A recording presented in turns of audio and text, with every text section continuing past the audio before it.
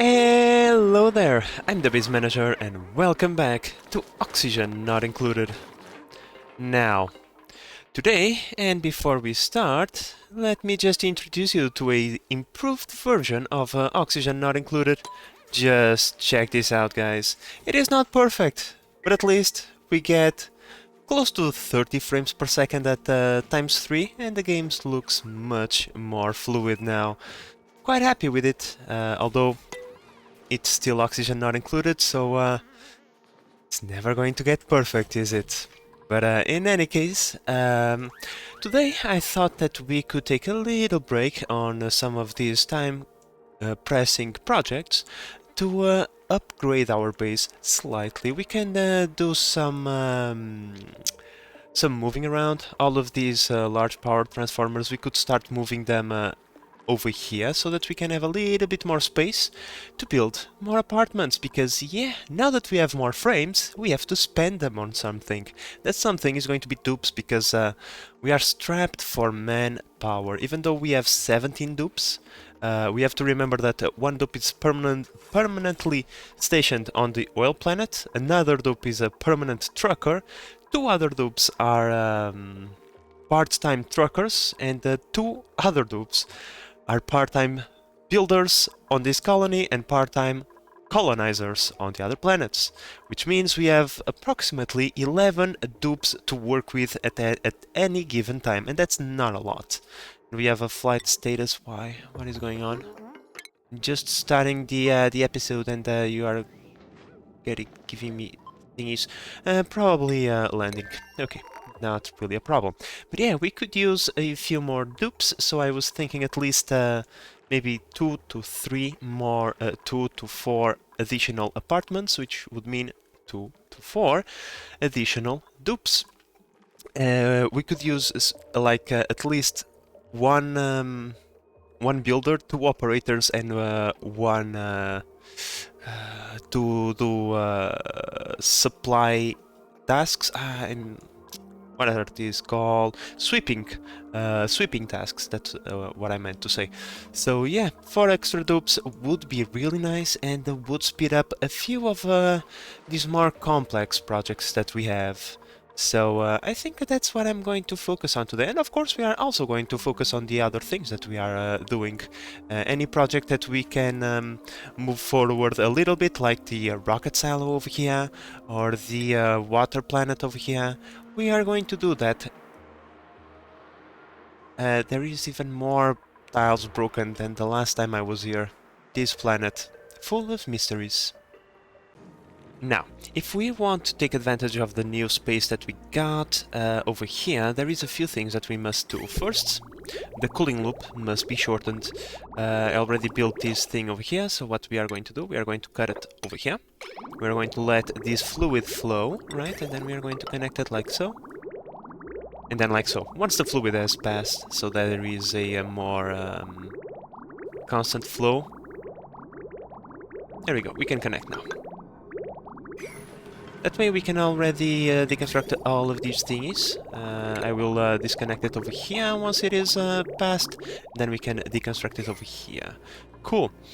That also means that we can come over here and start deconstructing these tiles. I will do it by hand because I never know what kind of stuff I have hidden in the walls, and so that I don't deconstruct anything important like rails and wires. I'd rather do this part by hand, even though you can do this, by the way. If you press deconstruct, you come over here into buildings. This is going to deconstruct walls and ladders and stuff like that, but wires and pipes, it will not. I go like this. As you can see, marked as deconstructed, but if I try deconstructing this, it won't let me. You know, so just to make it simple on us, we can also do this.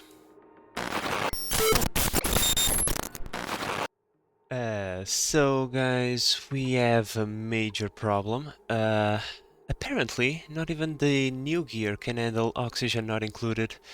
I had a major crash, not a software crash, like everything went dark. And I lost 2 hours of footage. For some reason, the OBS software only like only kept 12 minutes of the footage, and well, between 20 to 30 cycles have elapsed between the last time we spoke, and you know, autosaves are a thing, and I can't go back. Ah. So, well, I'm sorry for that, guys. There was a little bit of things that we lost, so let me put you up to speed. Um, so, what have we done?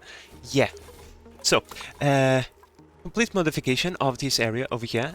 We had a bunch of power transformers all over the place, and I relocated them all the way to the bottom part of our base, and I also reorganized our wiring. I'm still on the process of doing that. As you can see, there are still a few things that I have to do, but yeah, this part was mostly done. We are also going to construct 4 additional apartments so that we can take 4 additional dupes. I would like to have 2 builders, someone to do sweeping tasks, and another operator, or in this case another builder, 2 more operators. I'm sorry, I got those confused. So yeah.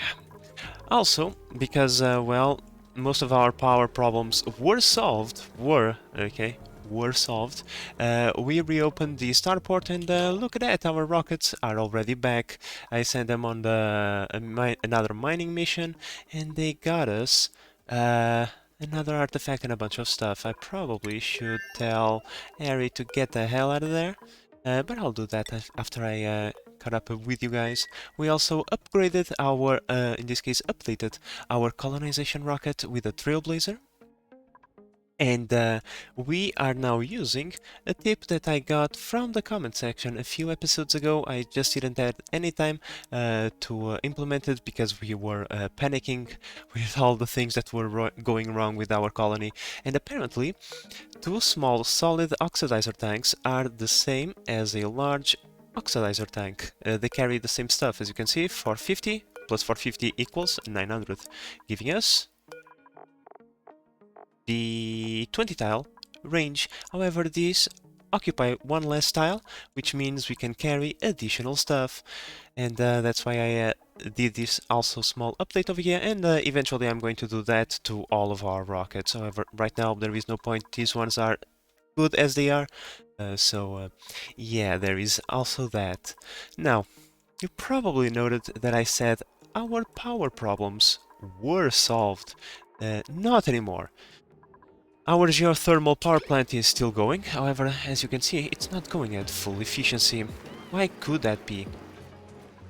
Because we solidified the magma into igneous rock, and now the transfer of it is no longer as efficient. However, I'm already on the task. I am carving a tunnel so that we can access this, and eventually, once our tasks over here are done, we are going to move into repairing the geothermal power plant by pushing the power spike all the way over here. That is going to enable us to access all of this magma, making sure that the power plant should be once again operational. Alright, my friends, so it is time for us to unpickle ourselves from this situation. Before I go down, however, I want to experiment with something. I noticed that the rock over here is pretty hot, however over here rather cold, right? So I was thinking what I could do was I'm going to try to do this. I'm going to get in here and I'm going to mine, let's say these 8 tiles. No, for starters I'm going to mine these 6 tiles, and then I'm going to add temperature shift plates to help in drawing in the heat from these rocks over here, and inject said heat into these metal tiles over here. Hopefully this is going to work. That way we get spared the unfortunate task of trying to drill into the magma, which is never fun. I mean, this slightly improved the situation. However, I figured that the lack of continuity between this metal tile and this metal tile is also not helping. So what I'm going to do is that I'm going to deconstruct these temperature shift plates, and I'm going to add a mechanized airlock over there to make sure that there is a continuity in these metal tiles, because yeah, these things, I like for a moment I forgot that these things conduct the heat. That's why they are over here. So what I figured that we can do in the future so that this maintains itself active is as we go down and to the sides, we just use you know, the combination of mechanized airlocks and tungsten metal tiles to conduct heat from, for example, from over here all the way into our geothermal power plant. Alright, so the geothermal power plant is now running at 100% efficiency once again. Fantastic. Now, I did a small upgrade to the safety systems over here. Let's just go into the automation system. So this is the emergency temperature is too hot sensor, right? Although I don't see it happen anytime soon. But, oh well. So pretty much, just in case that these two sensors are not activating the doors to open when the temperature is too hot, I redirected this signal into this line as well, and I placed a buffer over here, simply so that we can cut the connection between this line and this line, so that we don't have a feedback green signal coming through here and opening up the doors every time the battery goes live.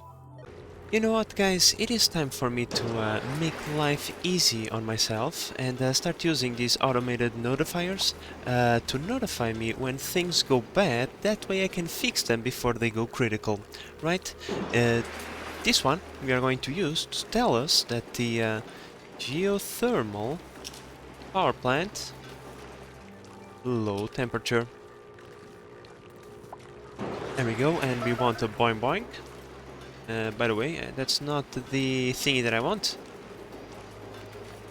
Please, game. Thank you. Test it. Perfect. I'm going to start using these things more often. Another recurring problem that we have is on the oil planet, where we constantly run low on water and then our oil production stops. I already placed one of those over here, an automated notifier telling me that the oil planet is low on water. That activates when this thing detects less than 10 kilograms, which should be like bare minimum. And yeah. Once again, I think it is time for us to start monitoring these systems more remotely, because otherwise we just constantly get into problems, like power problems and stuff like that. So, what is going on over here? Now, there is a way that we can solidify our oil independence, and that way is by using all the carbon dioxide that we have around here. And we can convert it into crude oil by using slicksters. Unfortunately, the temperature around here is not too good for them. They like higher temperatures, so that's why I moved the kilns. I'm going to move them from over here into over here, and then I'm going to have them run a full load of either ceramic or refined carbon, whatever, something. I'm going to have them run for a little while. That should heat up the place a little bit, and then we can start thinking about bringing a couple of slicksters over here.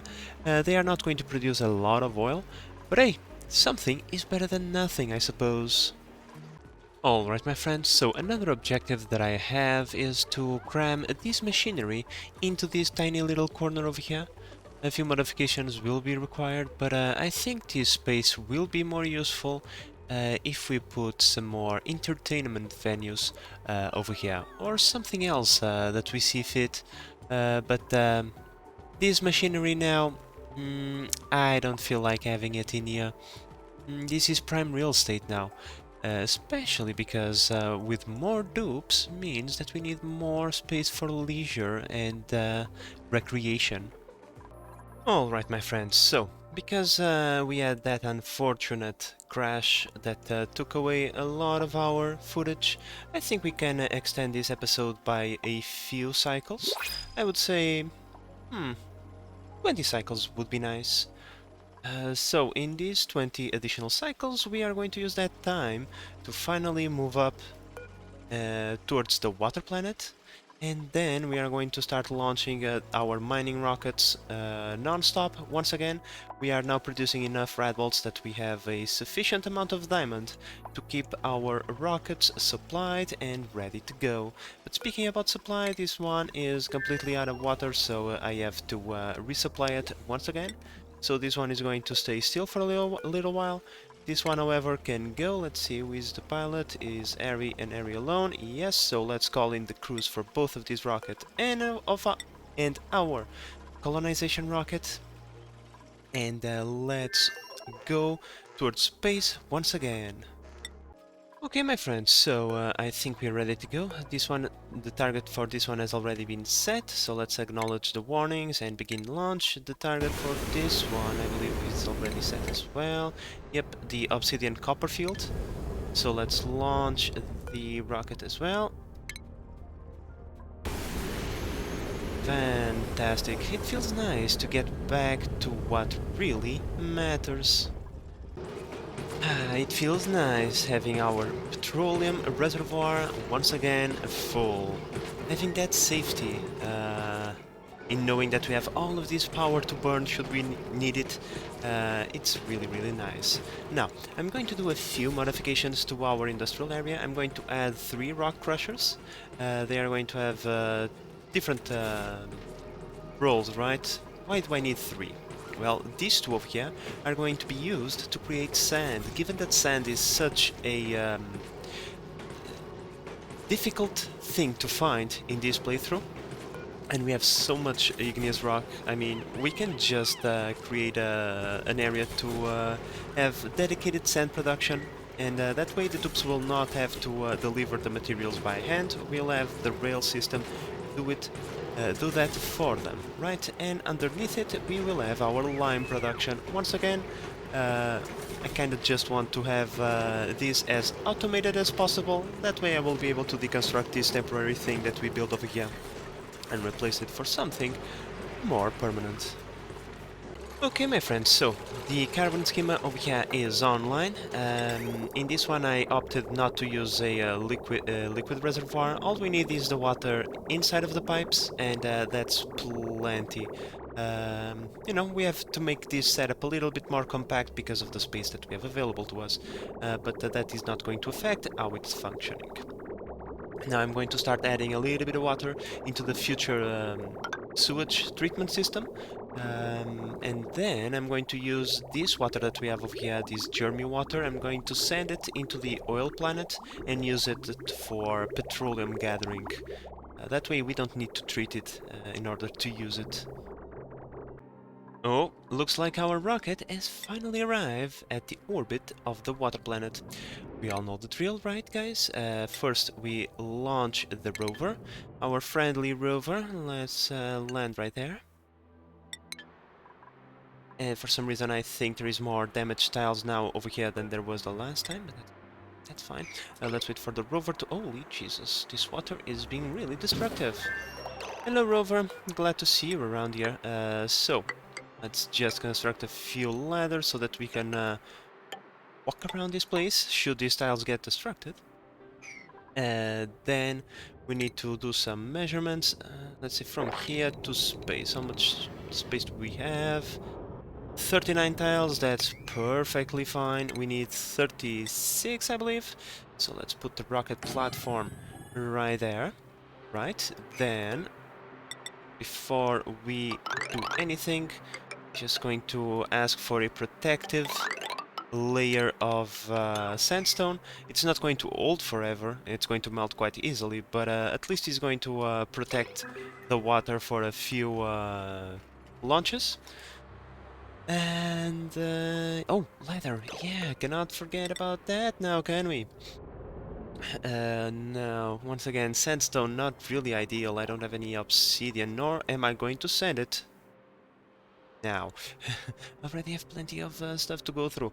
So yeah, once again, this is not going to be the best material, but I'm going to put it a little bit away from the rocket. That should spare it for a few journeys, and that's all the sandstone? Really? Oh no. And I really don't know where the cabin is going to be. Maybe somewhere around here. If it is not, then, you know, our dupes or the rover can build one or two more ladders. It's not exactly the end of the world. Alright, my friends, the cycle 1000 is upon us. This is an historical moment, and I would say that we should mark said historical moment with another historical deed, and that is going to be landing a dupe on that planet. First, we must come over here into the interior. We are going to select nails. We are going to tell her to move over here so that she equips an atmosuit. There we go. No, nails. That's wrong. Okay, don't do that. There. Nails. Hot? Wait, how? It's not that hot. It's 26 degrees. What the hell are you complaining? I thought that was the ideal temperature for you guys, between 20 and 30 degrees. Why are you complaining? Stop complaining.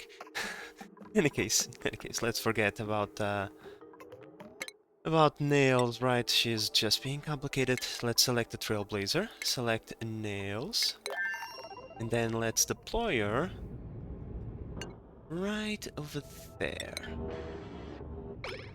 Here she comes. Historical moment for Dupkind.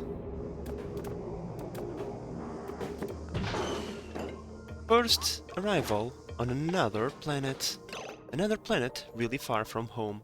Now, Nils, yep, you are going to build the rocket platform, and that's fantastic. Please go and do just that. Platform built. Let's land the rocket. Let's see if my measurements are correct. Not really. Not really correct. Kinda correct, not really correct. In fact, this is kind of an emergency thingy, because without it, Nails cannot board the rocket, and that's quite bad. I can tell you right now. Even then, I don't know if Nails will be able to board the rocket. Hopefully she will. There we go. Let's set to all. Let's change the crew so that Nails is once again part of the crew rocket. Yeah, and yeah, she can go over there. Fantastic. Okay, so now that our fantastic builder team of dupes is here, first we are going to do basic thingies like the can openers. I'm not going to open these cans by hand. L to the no with that. I sent a tad bit of copper ore this way. Ah, no.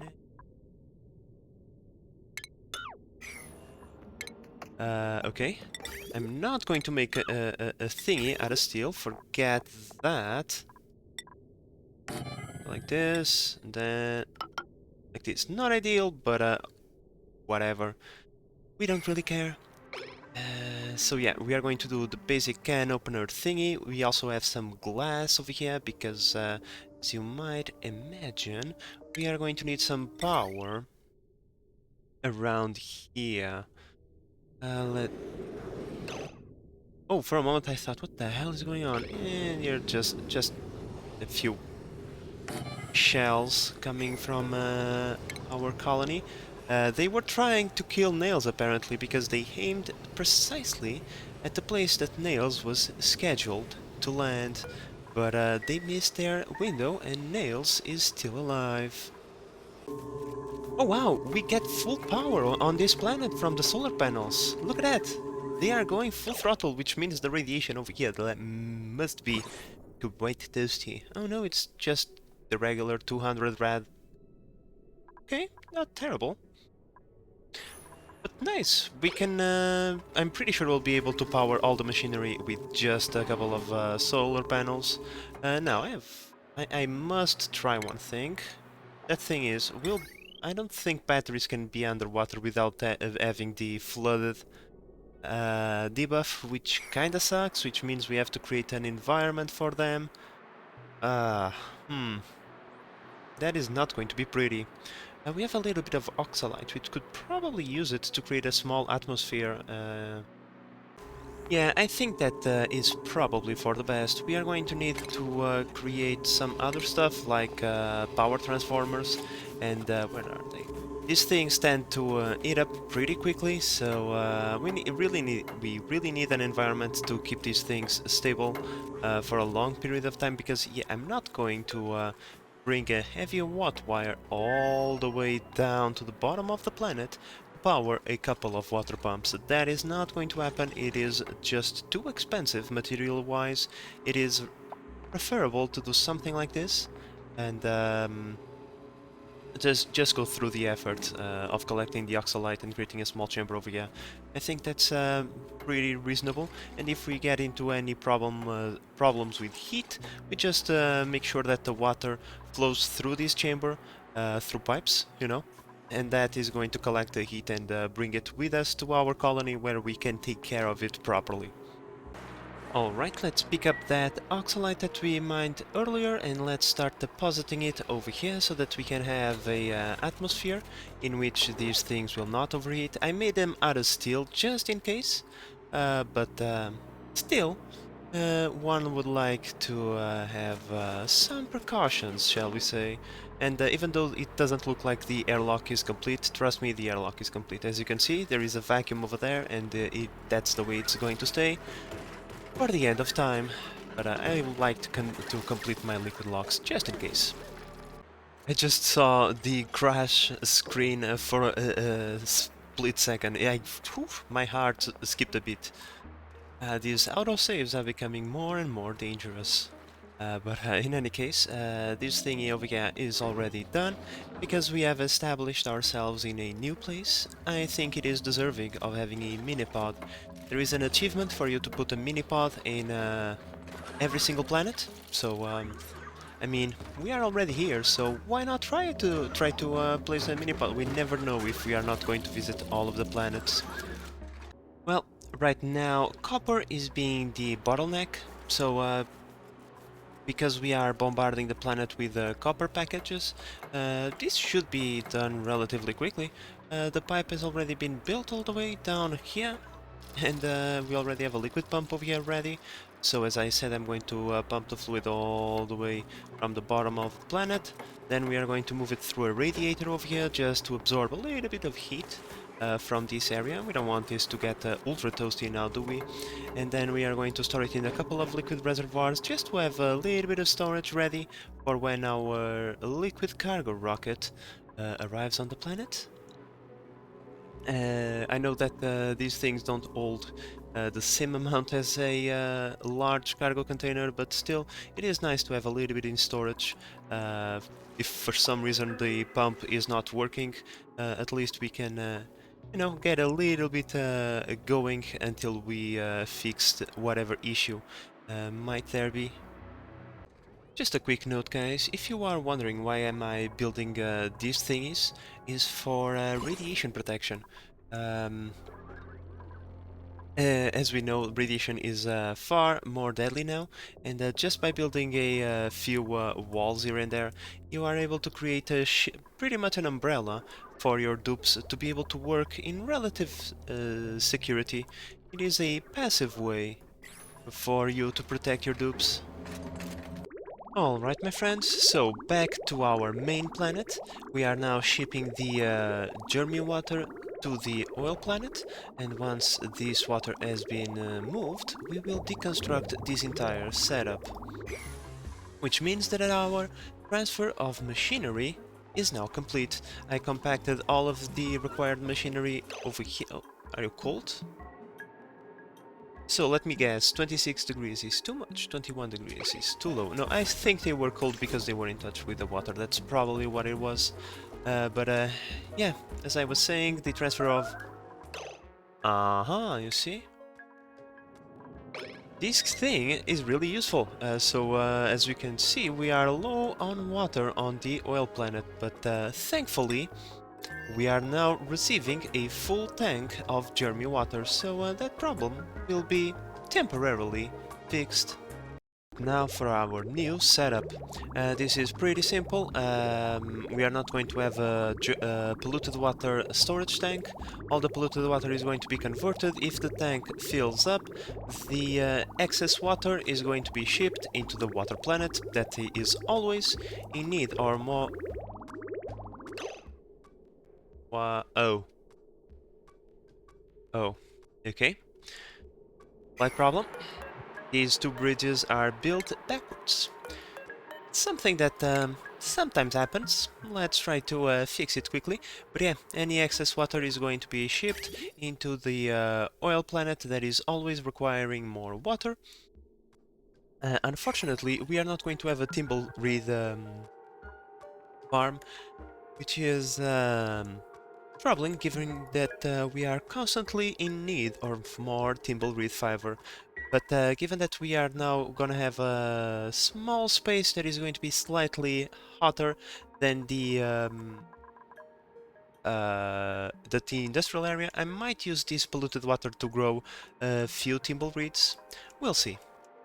Now, the cool thing about this system over here is the fact that it requires zero dupe interaction. The auto-sweepers will collect the sand from the receptacles, deliver it to the water sieves, and remove the polluted dirt from the water sieves, and send them outside of the colony where they cannot off-gas polluted oxygen to annoy our dupes. This way, once again, we have reduced the need for... Hello, wow, what is this? I have seen the gears before, but I have never seen the dupes dance and that thing glow before, but okay. Yeah, pretty much just so that the dupes don't have to worry about menial tasks that the auto-sweepers can do for them. Well, my friends, our job here is done. We are now pumping water all the way from the bottom of the planet to the top of the planet.